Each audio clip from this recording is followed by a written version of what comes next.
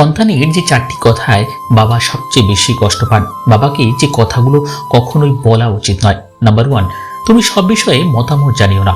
অনেক ক্ষেত্রে ঝগড়ার সময় আমরা বাবাকে এই কথা বলে ফেলি, তখন তার মতামত আমাদের কাছে বাড়তি লাগে, অথচ এই কথায় তিনি খুব কষ্ট পান।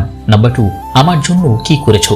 রাগের মাথায় এই কথা অনেকেই তার অভিভাবককে বলে ফেলেন। বাস্তবতা হলো এই পৃথিবীতে কেউই পারফেক্ট নন। নাম্বার 3, তোমার সঙ্গে থাকতে চাই না।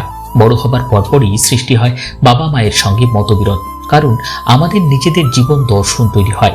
অনেক ক্ষেত্রেই তখন বাবা মার সঙ্গে মতের মিল হয় না। নাম্বার 4, তুমি কিছু জানো না। রেগে গেলে আমরা কি বলে ফেলি তার হিসেব থাকে না, তখন অনেকেই বলে ফেলে তুমি কিছু জানো না।